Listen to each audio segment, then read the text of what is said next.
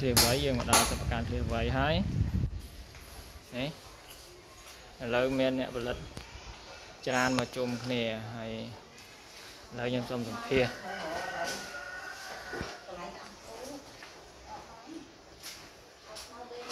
kia bông thơi cái đây mà này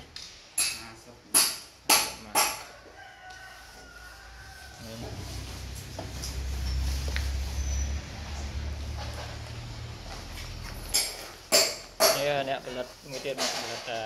còn tập trung là sập của bò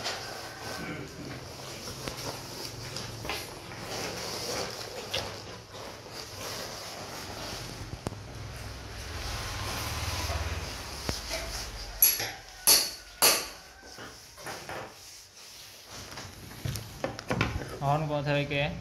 ngâm con thơ sạc ở đâu thơ pi kia pi ba cái món ba cái món cái mùi ba cái món thôi cái mùi ấy cái hai cọ của viên lan mùi phòng này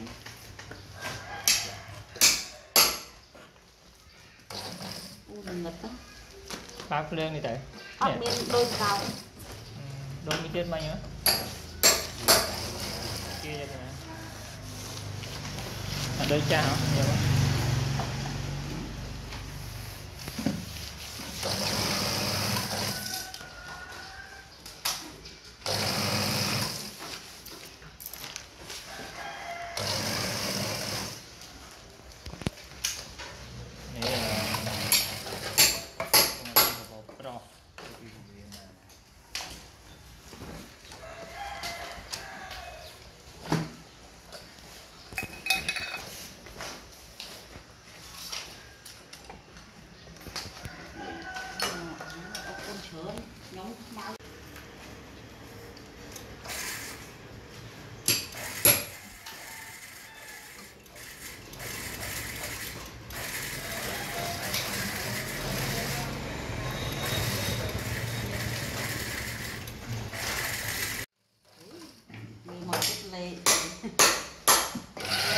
quá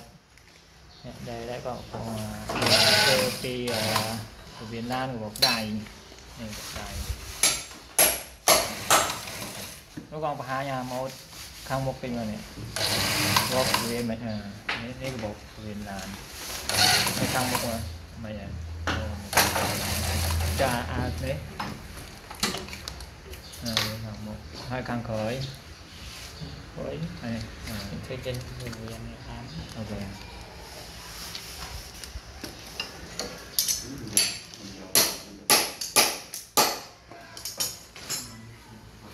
đây con thấy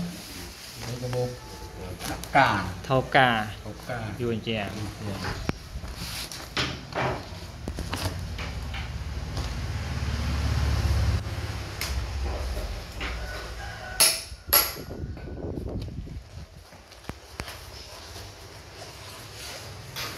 này là dân thưa hói miền tràn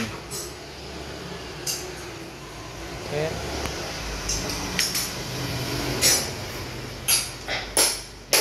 sơ bị bao nhiêu món nữa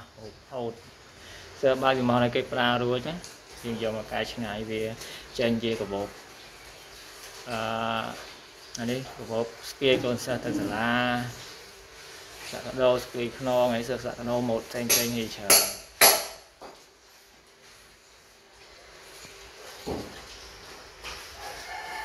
anh đi ai thuê trên ban chỉ sập hư anh ấy bao nhiêu món này nếu chia của viên lán là cái pra rối thuê trên như của bột đã cương này apple giấy miền chia của bột đáy lại nèm cát đây lại nèm cát bột sấy bột đặc biệt đây bột đặc biệt đây bột sấy men po xinh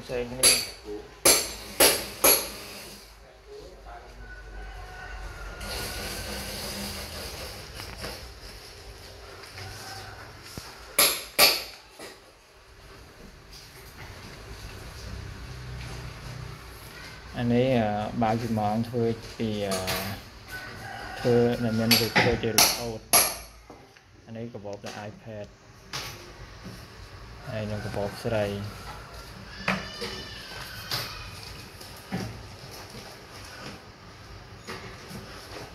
đây có bọc pro đây đặt làm cà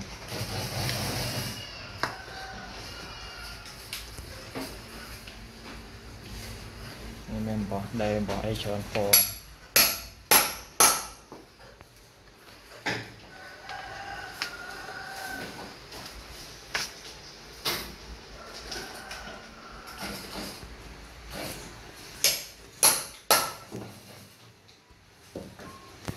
mình để anh ấy chốt lường để mà chốt lường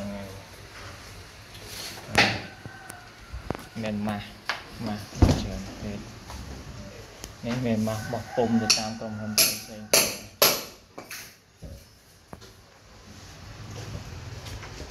đây giờ nè đề còn mà